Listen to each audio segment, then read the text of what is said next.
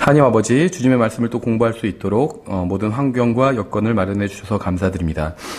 이 시간을 통해서 또 주님의 말씀을 공부하는 모든 지체들 가운데 주님께서 더 큰 은혜로 임해 주셔서 정말 이 시간을 통해서 더욱더 주님을 알 수 있도록 인도해 주시기 원합니다. 감사드리며 예수님의 이름으로 기도드렸습니다. 아멘.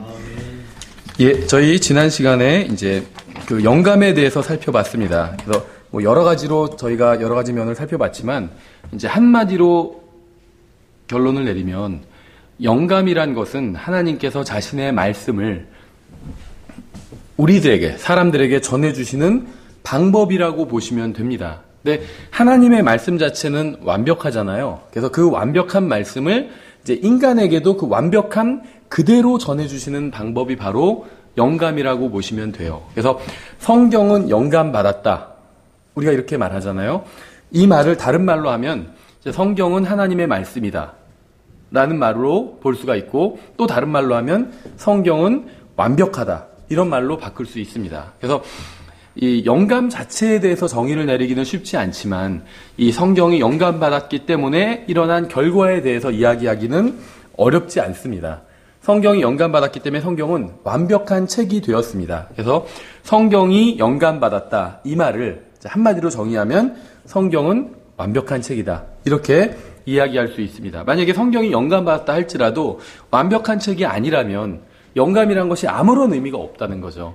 이게 뭐 영감이 얼마나 대단한 것이든 아니면 뭐 얼마나 하나님의 숨결이 들어간 것이든 상관없이 완벽하지 않다면 아무런 의미가 없는 것이죠. 여기서 성경이 영감받았다는 것은 성경이 완벽한 책이다 라는 말과 동일하다는 겁니다. 근데 이제 우리가 주의할 것이 있습니다. 굉장히 중요한 부분인데, 성경이 영감받았다. 그러면 성경이 하나님의 말씀이다. 성경의 저자는 하나님이다. 성경은 완벽하다. 이렇게 이야기를 하는데, 저희 교회 같은 이런 독립침례교회, 또 완벽한 성경이 이 세상에 존재한다고 믿는 교회에서만 이런 말을 하는 것이 아니라 일반 모든 교회에서 다 이런 말을 합니다. 대부분의 교회에서는. 차이가 무엇이냐? 뭐 다 그런 건 아니겠지만 일반적으로 저희 교회가 뭐 부족한 점이 많이 있지만 한 가지 분명한 건 성경이 완벽하다고 믿는 것이고, 또 그 완벽한 성경을 지금 우리가 손에 가지고 있다고 믿는 것입니다. 이게 굉장히 중요해요. 일반 교회에서도 성경이 완벽하다고 다 이야기를 합니다. 성경이 불완전하다, 완벽하지 않다 이렇게 얘기하면 이단이 되죠. 그렇죠. 그래서 다 어느 교회에서도 성경 완벽하다고 합니다. 또 성경이 하나님의 말씀이라고 이야기를 합니다. 하지만 문제는 그 완벽한 하나님의 말씀을 지금 보여달라고 그러면 보여주질 못한다는 거예요. 심지어 신학교에서도 성경 완벽하다고 가르쳐요. 아니면 이제 보수적인 신학교에선 성경이 완벽하고 하나님의 말씀이다 이렇게 가르칩니다. 하지만 그 완벽한 성경을 보여달라고 그러면 보여주지 못한다는 거예요. 왜냐하면 최초의 원본만 영감받았고 최초의 원본만 완벽한 성경이기 때문에, 성경인데 지금 최초의 원본은 남아있지 않기 때문에 이제 완벽한 성경은 남아있지 않다 이런 식으로 이제 이야기를 한다는 거죠. 그래서 우리가 성경이 완벽하다, 성경이 하나님의 말씀이다, 성경이 영감받았다라고 말할 때 여기서 말하는 성경은 과연 어떤 성경을 말하는 건지를 분명히 해둘 필요가 있다는 겁니다.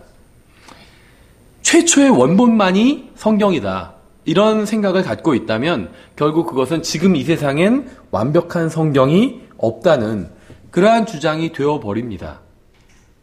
그래서 우리가 성경이 어떻다 이렇게 얘기할 때 그 성경이 무엇인지 좀 더 정확히 얘기한다면 성경은 성경을 무엇이라고 부르고 있는지, 우리가 앞선 시간엔 이제 성경은 성경 자체를 기록된 말씀들, 그러니까 스크립처 아니면 하나님의 말씀, 오라클 오브 갓 아니면 워드 오브 갓, 하나님의 말씀, 아니면 라이팅즈, 기록들 이런 식으로 부른다고 말씀을 드렸죠. 그러니까 성경은 스스로를 이제 다양하게 부르고 있습니다. 신약 성경에서 주로 스크립처나 하나님의 말씀이나 이런 식으로 부르고 있고, 구약 성경에서는 주로 이제 기록들 이런 식으로 부르던지, 아니면 뭐 율법, 주의 규례 뭐 이런 식으로 시편에 나온 것처럼 다양하게 성경이 스스로를 부르고 있다는 거죠. 근데 성경이 뭐 기록들이라고 부르든 뭐 하나님의 말씀이라고 부르든 다양하게 부르는데, 그렇게 다양하게 부를 때 실제로 무엇을 의미하는지, 무엇을 가리키고 있는지 그것을 구분하는 게 굉장히 중요하다는 겁니다. 여기서 정말 성경을 믿는 믿음과 성경을 믿지 않는 불신이 이제 드러나게 됩니다. 중요한 건 성경에서는 성경이라고 스크립처라고 이야기할 때 한 번도 원본을 가리킨 적이 없다는 사실이에요. 우리가 읽는 성경에선 성경이 무엇이라고 말씀하시더냐, 예를 들면 그렇게 얘기할 때 단 한 번도 원본을 가리킨 적이 없다는 겁니다. 그렇죠. 근데 이제 이렇게 가르치면 모든 기독교 종파에서 이제 이단이라고 지적을 하겠죠. 그러니까 킹제임스 성경을 믿는 사람들이 이단이라고 몰리는 이유는 지금 우리 손안에 완벽한 성경이 있다고 믿기 때문입니다. 킹제임스 성경 믿는 진영이나 일반 기독교 진영이나 똑같이 성경 하나님의 말씀이라고 믿어요. 심지어 성경은 완전하다, 완벽하다 이런 말도 합니다. 또 영감받은 하나님의 말씀이다 이런 말도 합니다. 근데 어디서 갈리냐 하면 그럼 그 완벽하고 완전하고 영감받은 그 하나님의 말씀을 지금 우리가 손에 가지고 있느냐 이렇게 물으면 일반 기독교계에선 그렇지 않다고 대답을 한다는 거죠. 그 완전하게 하나님께서 주셨던 말씀은 오래전에 사라져 없어져 버렸고 지금 있는 성경은 완전하지 않다 이렇게 주장을 합니다. 그러면 성경에서 성경 기록이 뭐라고 말씀하시느냐 이런 식으로 성경이 성경에 대해서 이야기할 때 그 성경은 어떤 성경인지 물어보면 다 최초의 원본이라고 주장해요. 학자들은. 근데 실제는 그렇지 않다는 거죠. 실제 성경에선 단 한 번도 최초의 원본을 성경이라고 부른 적이 없습니다. 그러니까 이제 오해하시면 안 돼요. 그렇다고 해서 저는 최초의 원본이 성경이 아니다 이런 얘기를 하는 건 아닙니다. 최초의 원본 당연히 성경이에요. 그렇죠. 왜냐하면 지금 우리가 가지고 있는 성경들은 다 그 최초의 원본으로부터 나온 겁니다. 그러니까 최초의 원본은 당연히 성경입니다. 다만 성경 자체에서는 최초의 원본을 성경 자체에서는 성경이라고 부를 때 최초의 원본을 의미하고 있지는 않다는 거죠. 예를 들면 디모데후서 3장 16절 유명한 구절이죠. 여기서 이제 성경에 대한 이야기를 하고 있어요. 3장 16절에서 모든 성경 기록은 이제 이게 스크립처죠. 성경은 주로 성경을 특히 신약 성경에선 스크립처라고 부르고 있습니다. 바이블이란 말 자체는 안 나온다고 말씀을 드렸죠. 스크립처라고 불러요. 그래서 성경은 일단 기본적으로 성경을 스크립처라고 불러요. 그래서 모든 성경 기록은 하나님의 영감으로 주신 것으로 교리와 책망과 바로잡음과 의로 교육하기에 유익하니 이것은 하나님의 사람이 완전하게 되어 모든 선한 일에 철저히 갖추어지게 하려 함이라. 그래서 디모데후서 3장 16절에서는 성경이 영감 받았음을 이제 증언하고 있습니다. 문맥을 보면 이건 원본이 아닌 원본의 복사본, 즉 필사본을 의미하는 것이라는 사실을 알 수 있어요.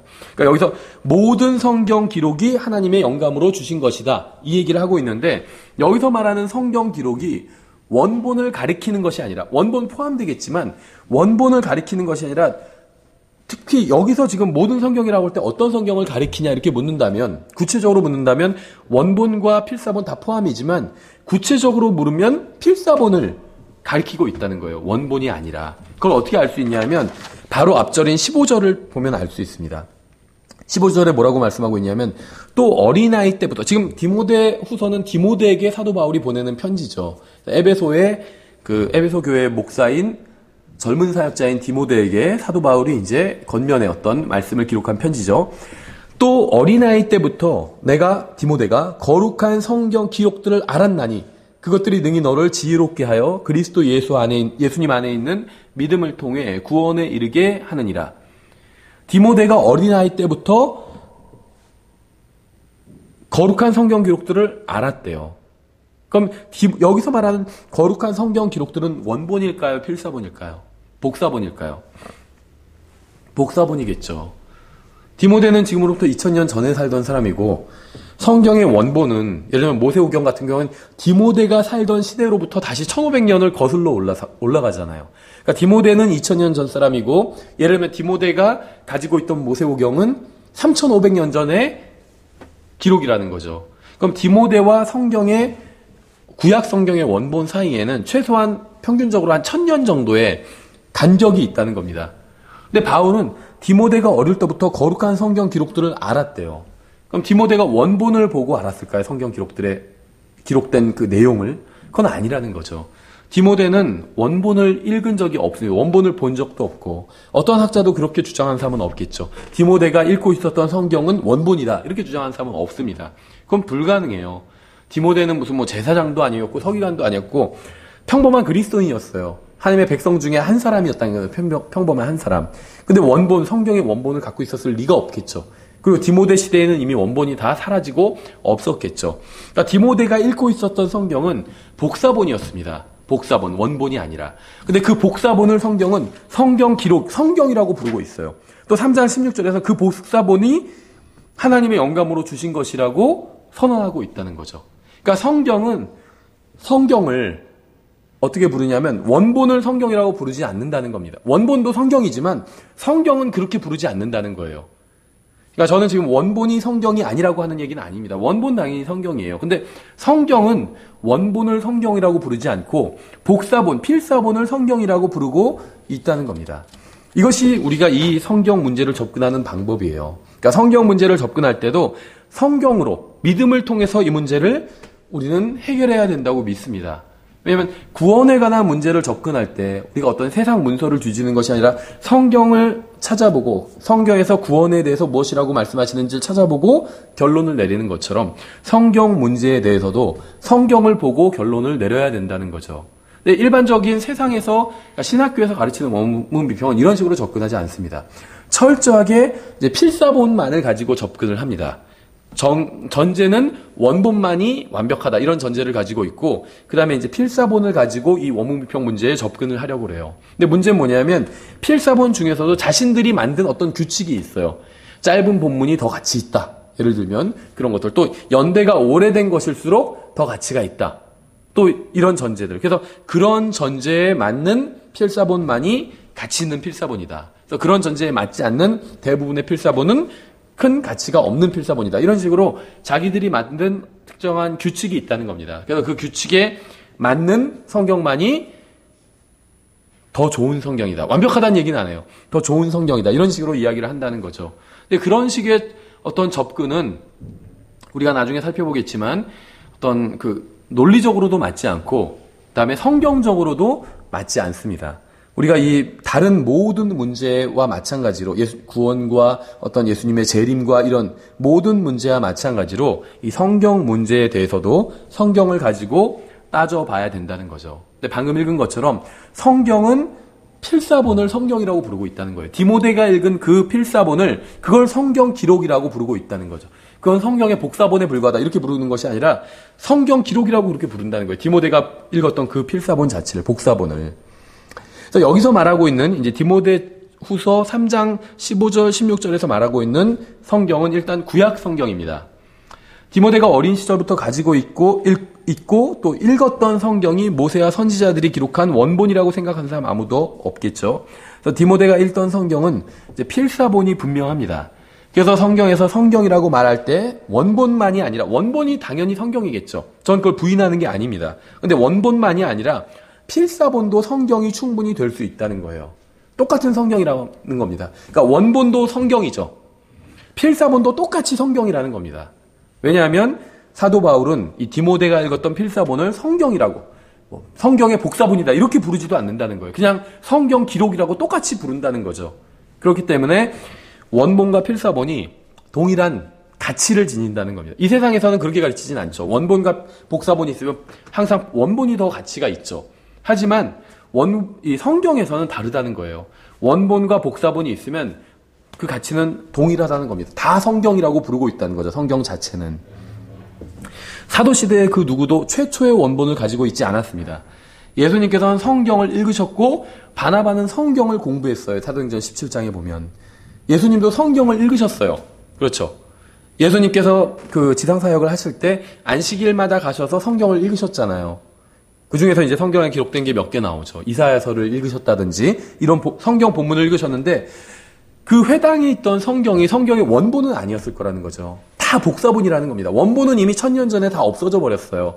그래서 예수님께서 회당에 가셔서 안식일마다 읽으신 성경은 복사본이었다는 거죠. 근데 성경은 뭐라고 기록하고 있냐면 예수님께서 선지자 누구의 글을 읽으시더니 이렇게 말씀하고 있다는 거예요. 성경을 읽으셨다고 기록하고 있지 뭐 복사본을 읽으셨다. 이런 기록은 없다는 겁니다. 그러니까 성경은 복사본도 그냥 성경이라고 부른다는 거예요. 그걸 뭐 필사본이다, 복사본이다 이런 식으로 부르지 않고 다 똑같이 성경이라고 부른다는 겁니다.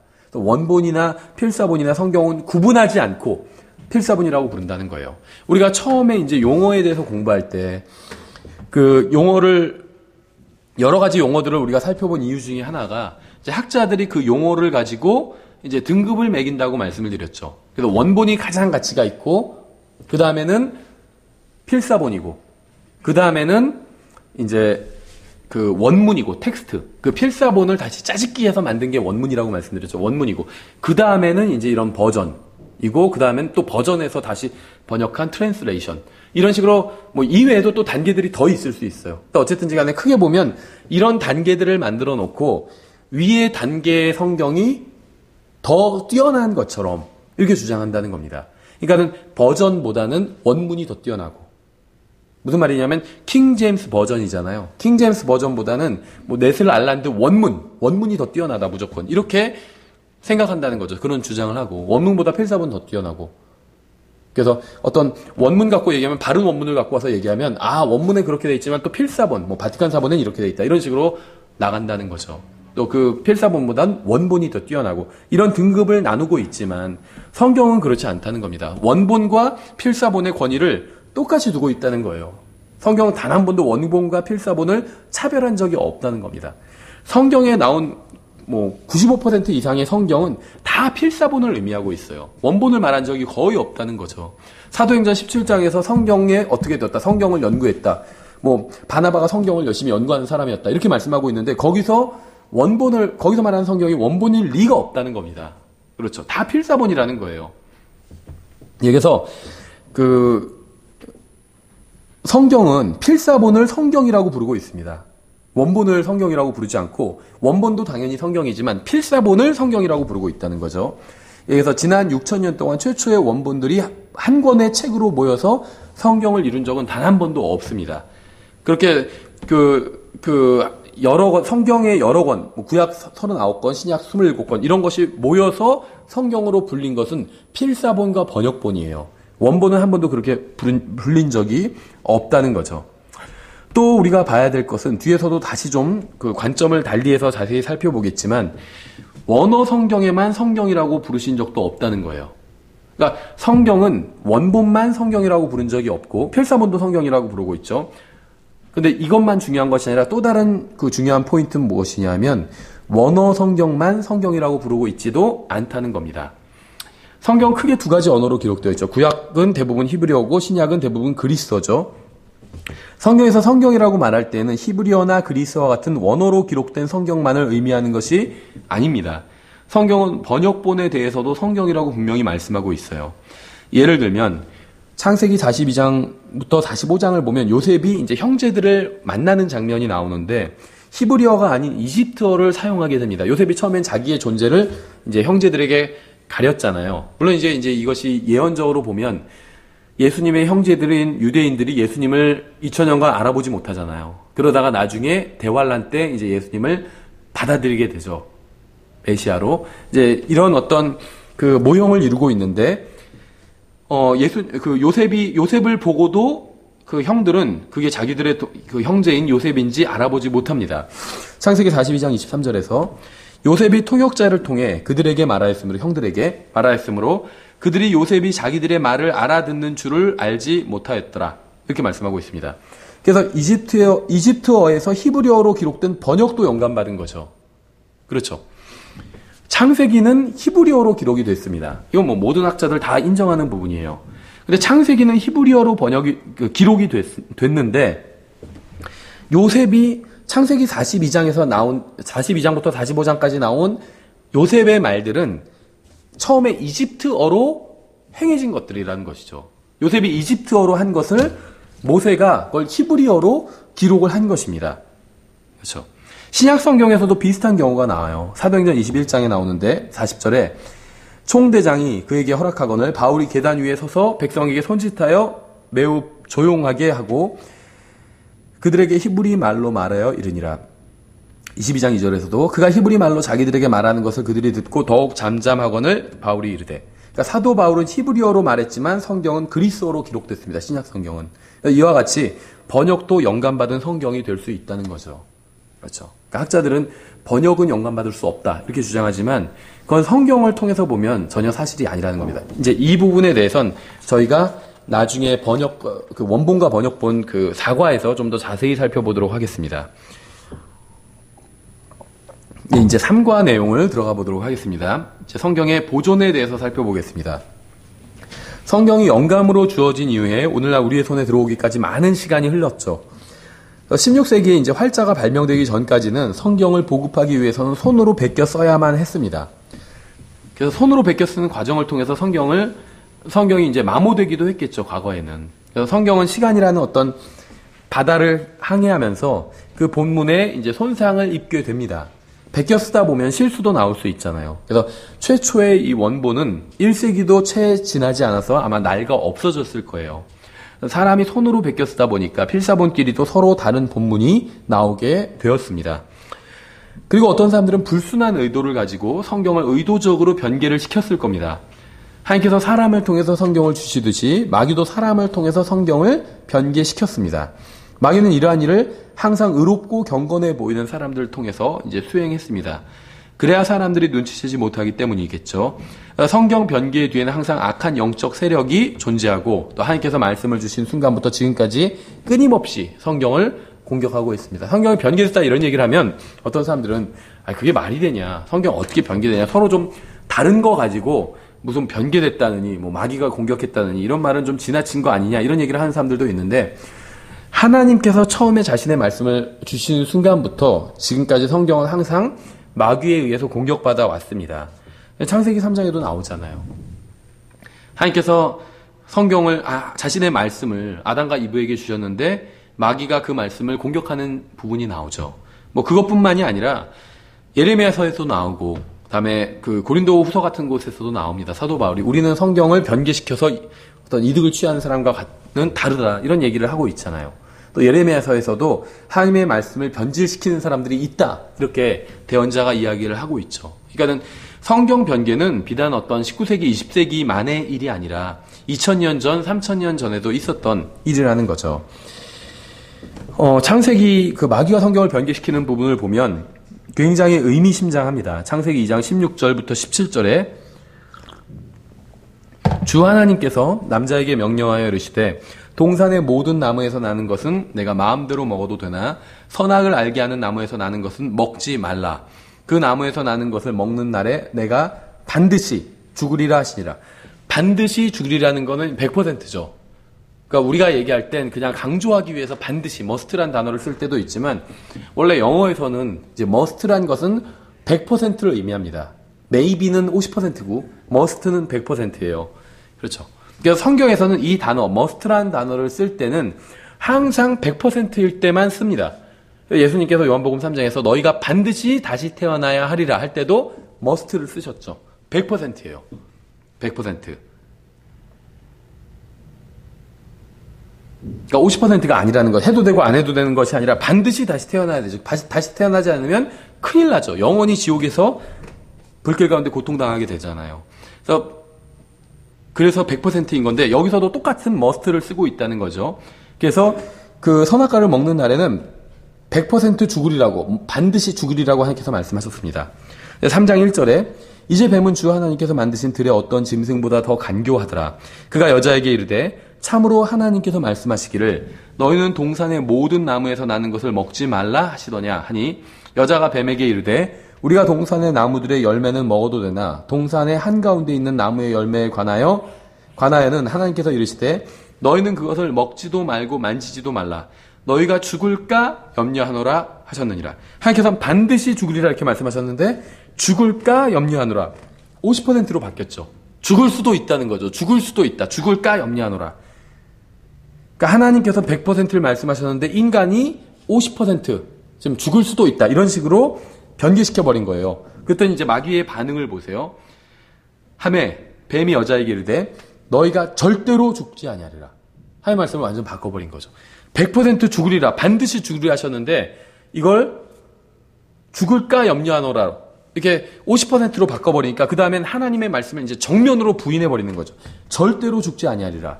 너희가 그것을 먹는 날에 너희 눈이 열리고 너희가 신들과 같이 되어 선악을 알 줄을 하나님이 아시느니라 하니라. 이게 이제 나중에 성경을 실제로 그 학자들이 변개시키는 과정을 굉장히 잘 보여주는 저는 일종의 그림이라고 생각을 합니다.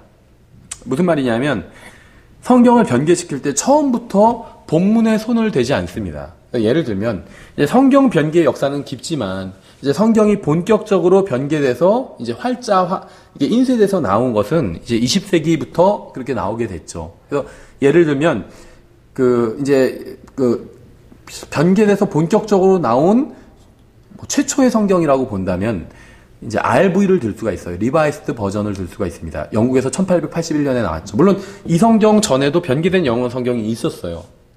듀에이 성경이라는 카톨릭에서 만든 변개된 성경이 있었습니다. 근데 이거는 이제 그 성경은 실제적으로 아무런 영향력이 없었어요. 아무도 읽지도 않았고 별로 영향력이 없어서 이제 제외하고 본다면 그 성경이 나와도 대부분은 다 킹제임스 성경 고수했다는 거죠, 사람들이. 근데 이제 RV가 나오면서부터는 흔들리기 시작합니다, 조금씩. 그래서 우리가 잘 아는 그 세대주의 교과서를 쓴 클라렌스 라킨도 이 RV를 사용했어요. 그러니까 클라렌스 라킨은 분명히 훌륭한 성경 교사였지만 성경 문제에 대해서는 무지했습니다. 그래서 RV를 사용했어요. RV가 나온 지 얼마 안 돼서 바로 RV를 사용했다는 거죠. 근데 이 RV를 보면 영어 킹제임스 성경과 큰 차이가 있지는 않아요. 그러니까 영어 킹제임스 성경과 다르긴 다른데 큰 차이가 있는 건 아니라는 거죠. 오히려 예를 들면 지금 NIV 같은 성경이 이제 가장 변기가 심한 성경이라고 본다면 NIV와 킹제임스 성경이 있으면 RV는 킹제임스 성경 쪽에 훨씬 더 가깝습니다. NIV보다. 변개가 됐지만 변개가 크진 않다는 거예요. 근데 그럴 수밖에 없었습니다. 왜 그러냐면 처음에 이제 성경을 변개시킬 때 학자들이 처음부터 과감하게 자기들이 원하는 내용을 본문에 넣지를 못합니다. 그럼 이제 어떤 식으로 이 본문을 변개시키냐면 이제 각주를 통해서 성경을 변개시키게 돼요. 근데 처음에 어떻게 하냐면 이제 처음에는 성경이 본문만 있었겠죠.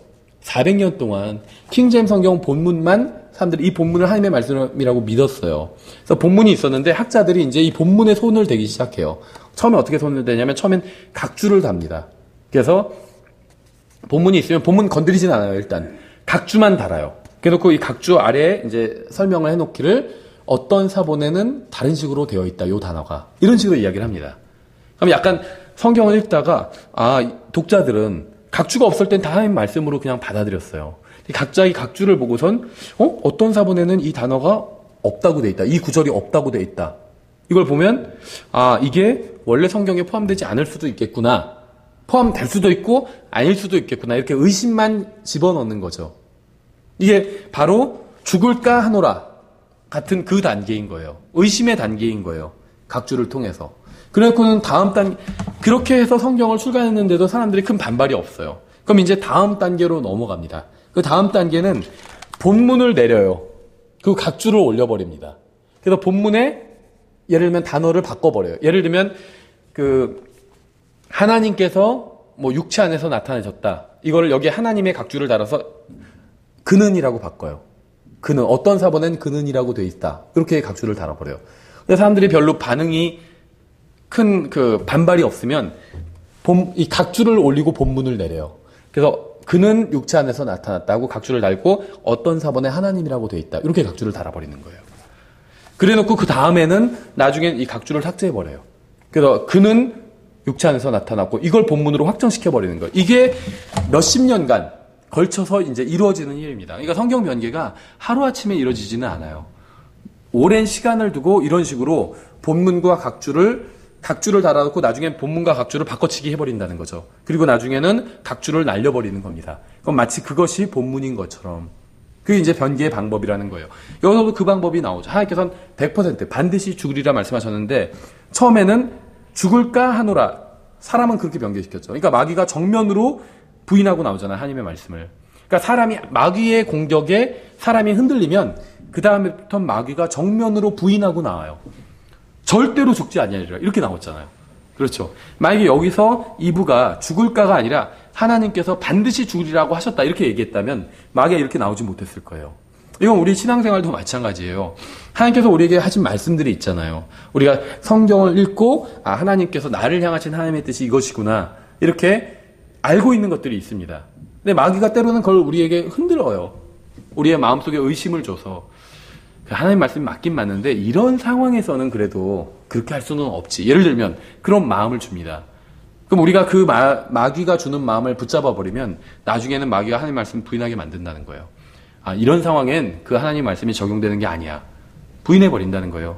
그렇죠. 그러니까 마귀가 쓰는 방법은 똑같습니다. 항상 결과적으로는 하나님의 말씀을 100% 배제해 버리는 거. 이게 마귀의 목표인데 처음부터 그렇게 가지는 못한다는 겁니다.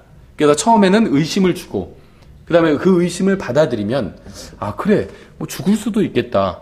하나님께서 100% 죽는다고 말씀하신 것 같지가 않아. 내가 생각해보니까 죽을 수도 있겠다. 이렇게 마귀가 주는 의심을 받아들이면 그 다음엔 하나님의 말씀을 정면으로 부인해 버린다는 거죠. 이 원문평도 마찬가지예요. 성경의 변개도 1881년에 RV가 나왔고 이제 1901년에 ASV가 나왔는데 이 초기에 변개된 성경들은 지금 나오는 성경들처럼 그렇게 변개가 심하지 않았다는 거죠. 그러다가 계속 이제 거의 100년을 두고 지금까지 이 변개가 진행이 된 겁니다. 그러니까 NIV가 1974년인가에 나왔는데 하루아침에 그 정도 그 수준의 변개된 성경이 나온 것은 아니라는 겁니다. 그 NIV가 나오기까지 과정들이 있었다는 거죠. 이전에 변개된 성경들의 어떤 단계를 밟아왔다는 겁니다. 어떤 더 심한 변개를 향해서 아마 나중에 나올 성경은 더 훨씬 더 그 단계를 더 많이 밟아서 더 변개된 성경으로 나아갈 거예요. 그래서 예를 들면 NIV는 예수 그리스도의 신성을 직간접적으로 말씀하고 있는 구절들 중에서 절반 이상을 바꿔버렸어요. 신성을 입증하지 않는 구절로. 예를 들면 그런 것이 어떤 것이 있냐면 대표적인 게 하나님께서 육체 안에서 나타나셨다를 그는 육체 안에서 나타나셨다. 이런 구절이겠죠. 이거는 이제 직접적으로 예수님의 신성을 입증하는 구절인데 바꾼 것이죠. 간접적인 구절들은 어떤 경우들이 있냐면 복음서에서 사람들이 예수님께 경배하는 장면이 나와요. 영어로도 worship, 경배했다 이렇게 나오는 걸 bow down, 절했다로 바꾸거든요.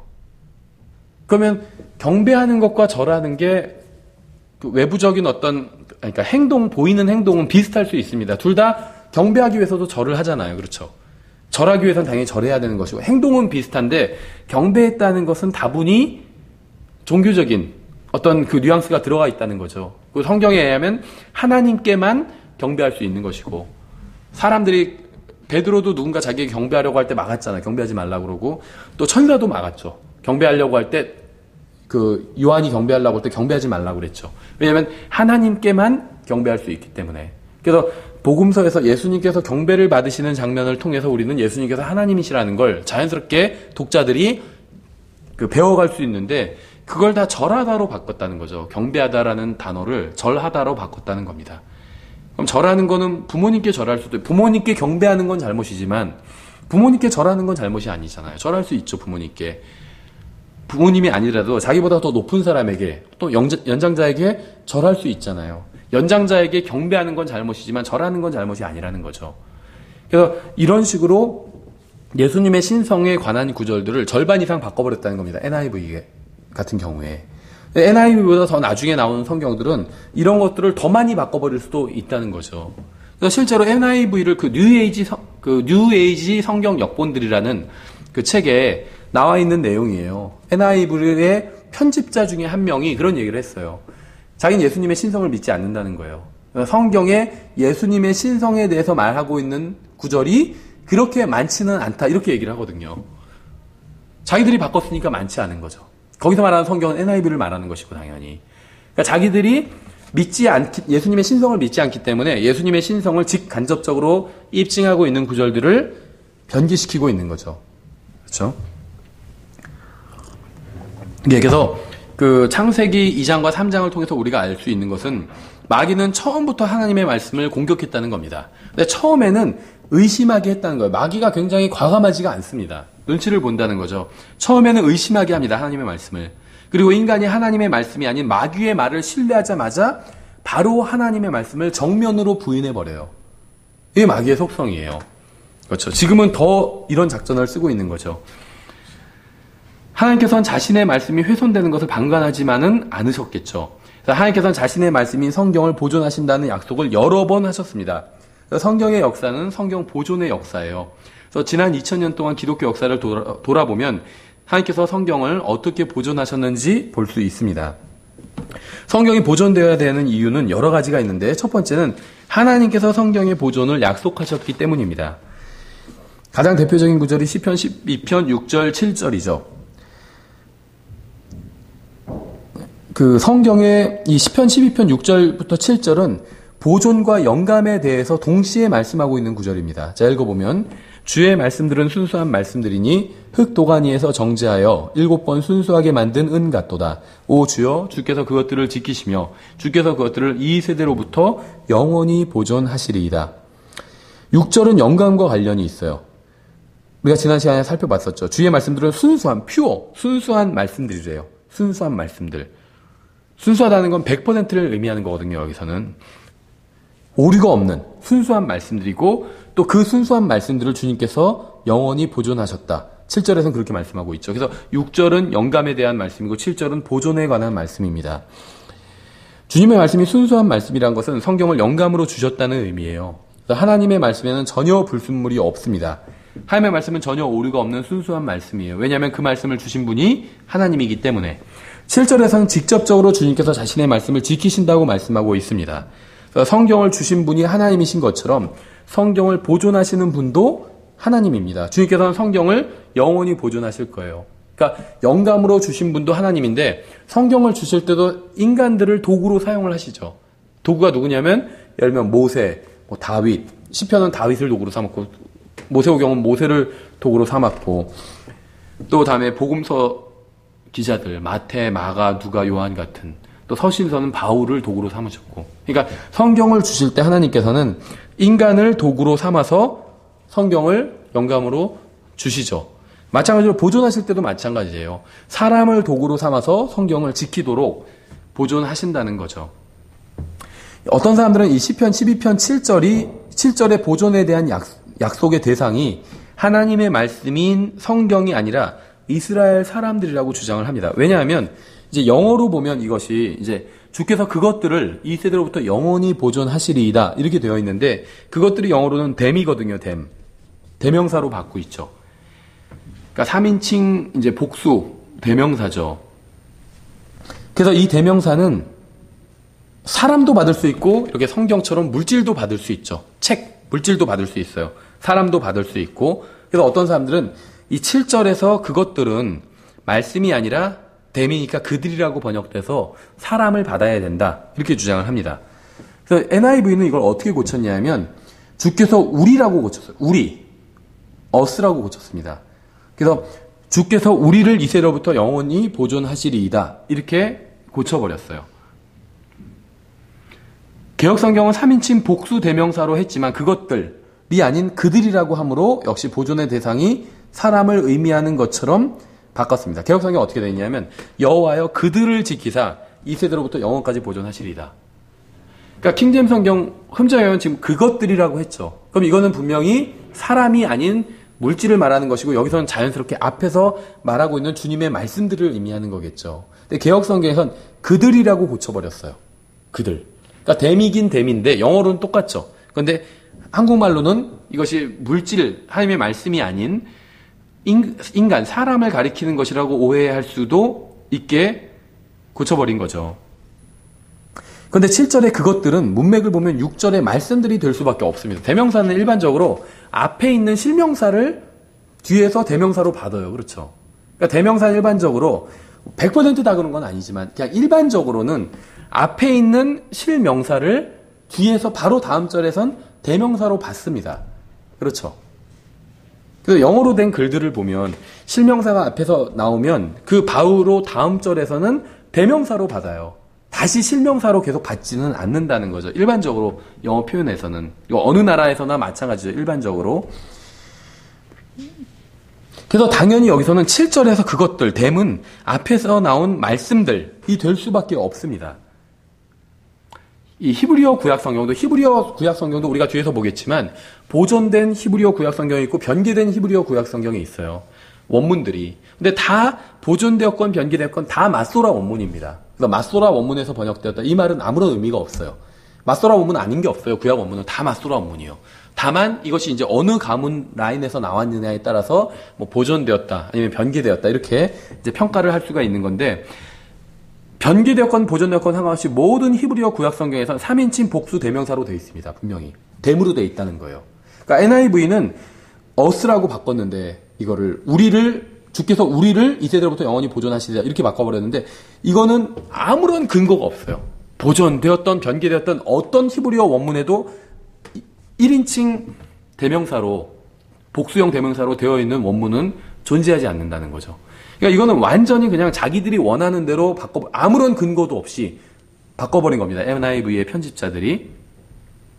여기서 히브리어 구약 성경은 어떤 사본 원문 상관없이 보존되었건 변개되었건 상관없이 3인칭 복수 대명사로 되어 있습니다. 그러니까 댐으로 되어 있죠. 이 세상의 본문의 보존 객체가 1인칭 복수 대명사인 우리라고 된 히브리어 필사본은 단 하나도 존재하지 않습니다. 그럼 왜 NIV의 번역자들은 그것들을 우리라고 번역했을까요? 그들은 성경의 모든 말씀이 영감받았다는 사실을 믿지 않고 또 성경의 개념이 영감받았다고 생각하기 때문이에요. 그러니까 성경이 모든 말씀 하나하나가 보존된 것이 영감받은 것이 아니기 때문에 하나하나가 보존될 필요도 없다고 생각을 한 거죠. 그래서 자기들의 생각, 믿음을 이 성경 본문에 넣어버린 겁니다. 그들은 성경의 영감만 믿지 않은 것이 아니라 성경의 보존도 믿지 않은 거예요. 그러니까 지금 변개된 성경, 가장 대표적인 게 이제 영어 성경 같은 경우에 NIV라고 이야기를 한다면 이 변개된 성경을 지지하는 사람들은 성경의 영감, 완전성도 믿지 않고 성경의 보존, 그 완전한 성경을 지금 우리에게까지 하나님께서 우리에게까지 전해주셨다. 이게 보존이죠. 이것도 믿지 않는다는 겁니다.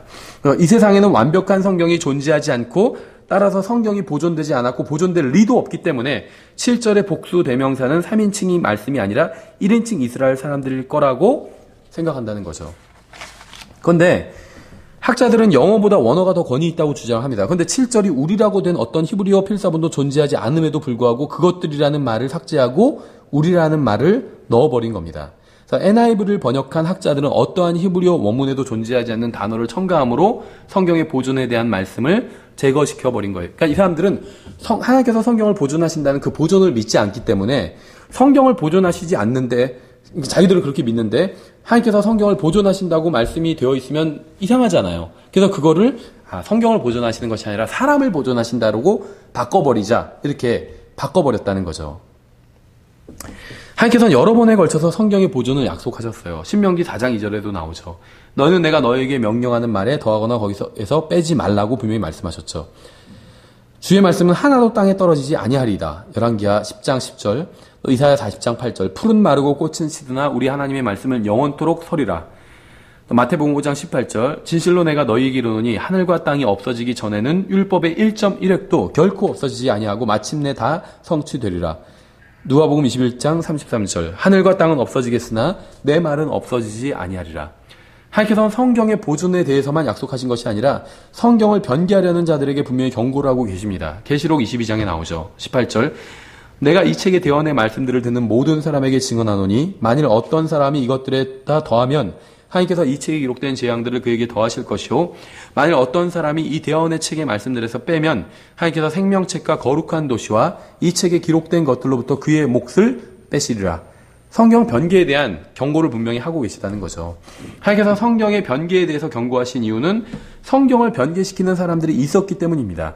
그래서 변개된 성경이 있다는 말에 놀라는 사람들이 있지만 심지어 다른 사람이 보는 성경을 변개된 것이라고 하는 건 지나친 말이다. 이렇게 한 사람들도 있어요. 그런데 하나님께서는 성경을 변개시키는 자들이 오래전부터 있었다고 분명히 말씀을 하시죠.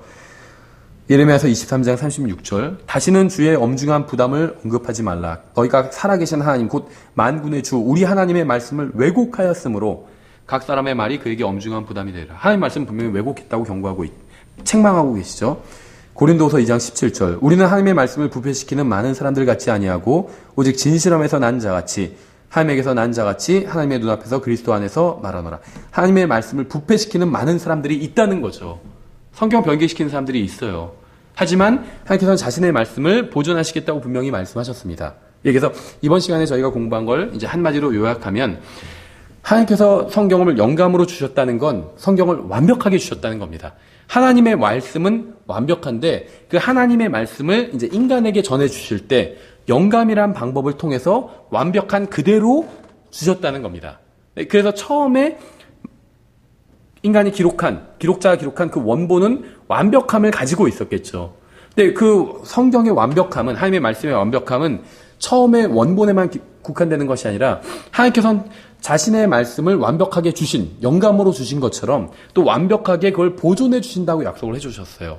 그래서 그 처음에 원본만 완벽한 것이 아니라 그 원본을 그대로 베껴 쓴 필사본들도 완벽하고 또 그 원어 성경을 제대로 번역본 성경도 완벽할 수밖에 없다는 거예요. 근데 이걸 이제 학자들은 이해하지 못하고 이제 부인하고 있는데, 하나님의 말씀이 무엇인지 우리가 지난 시간에 그 이야기를 했는데, 이걸 이해한다면 이 영감과 보존을 온전히 이해할 수가 있습니다.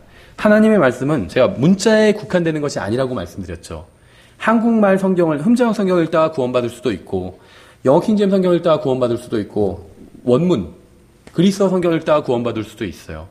그럼 이 사람들이 다, 이 세 종류의 사람들이 동일한 구원을 받은 이유는 어떤 문자 때문이 아니라는 거죠.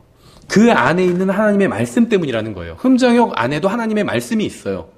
영어 킹제임 성경 안에 하나님의 말씀이 있고, 그리스어 원문 안에도 하나님의 말씀이 있습니다. 그 하나님의 말씀이 역사하고 있는 거예요. 그 하나님의 말씀이 살아있기 때문에.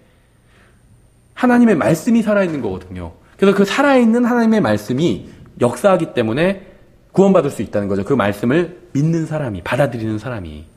근데 그 말씀을 하나님께서는 처음에는 그 원본으로 주셨고, 또 원문, 그러니까 그리스어 성경 원본으로 주셨고, 그 그리스어 성경을 올바로 필사했다면 그 복사본에도 그대로 하나님의 말씀이 들어있다는 거죠. 그게 바로 보존이라는 겁니다. 그걸 제대로 번역했다면 또 그대로 하나님의 말씀이 번역된 성경에도 들어가게 된다는 겁니다.